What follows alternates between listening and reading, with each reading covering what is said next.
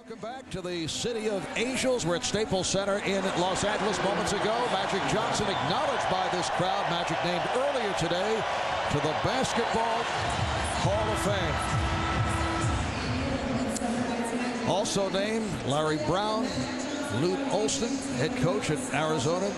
The late Drazen Petrovic, a star with the Nets after beginning his NBA career with Portland, and Kay Yow, the head coach of women's basketball at North Carolina State.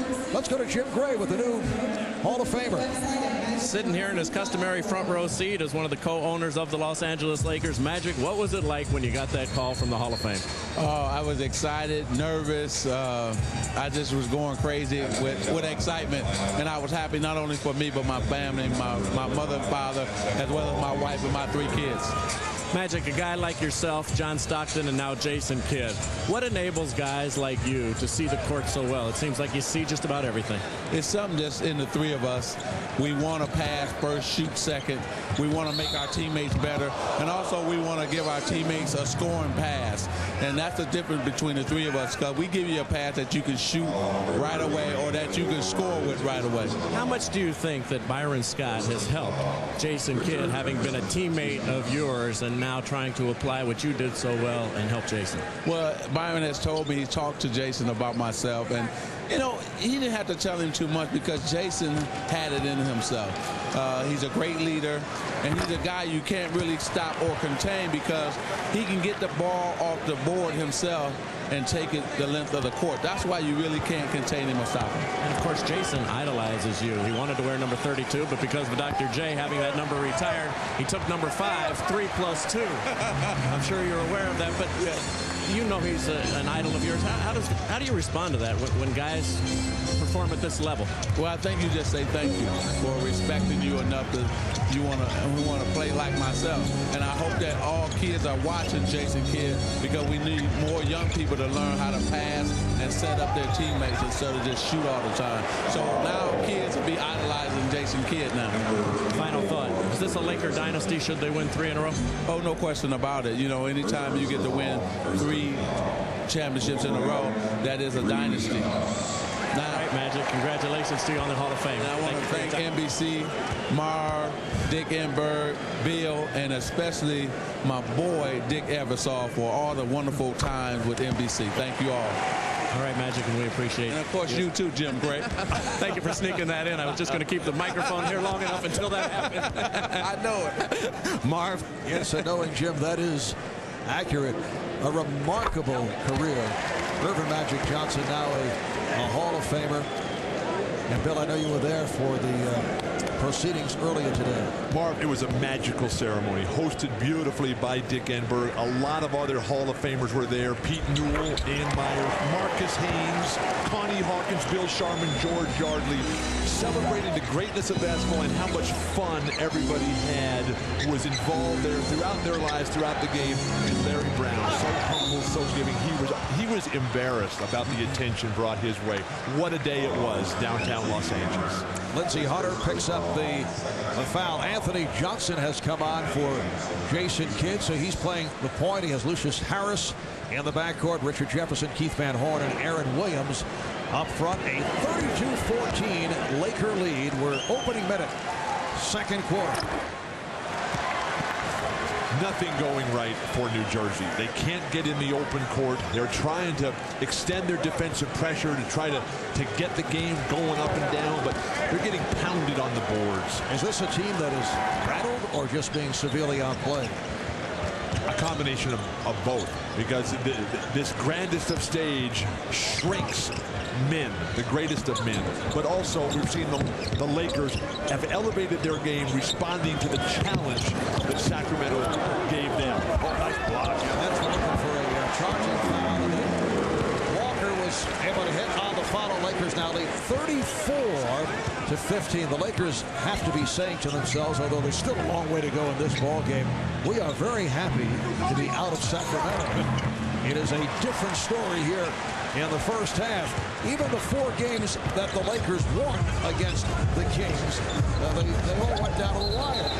And a traveling violation is called on Walker.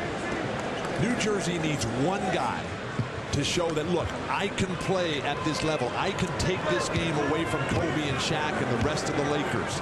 Somebody who's going to come in and say, just give me the ball. I'll put some numbers on the board, and then we'll get going. Because right now there is no confidence on behalf of the entire net squad. And once again, Van Horn coming up short. And the Lakers are getting away with having Shaquille sit out for some time. They're using their bench, as Phil Jackson said he would. They have Hunter in there, George, Walker, along with Horry and Bryant. Hunter off a three.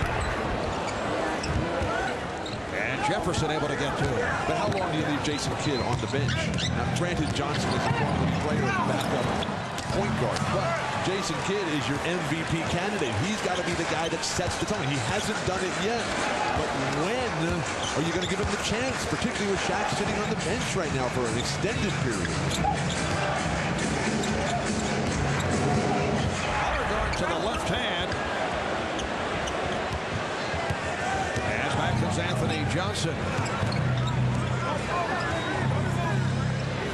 Nets have missed their last 7 field goal attempts. Lindsey Hunter switching off to Keith Van Horn. And Van Horn with the shot. He is 0 for 3. That's a very difficult shot. You stand there, They're looking for the pass and then pull the trigger. You have no body momentum. The Lakers are backing off. You got to dribble at someone else's defender and then get a dribble handoff going. Lindsey Hunter able to get it off with Keith Van Horn flying at him. It's a two-pointer. He had the foot on the line, and Byron Scott will talk it over.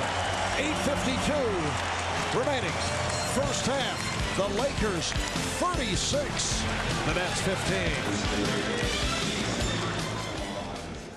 The two head coaches are facing teams for which they played.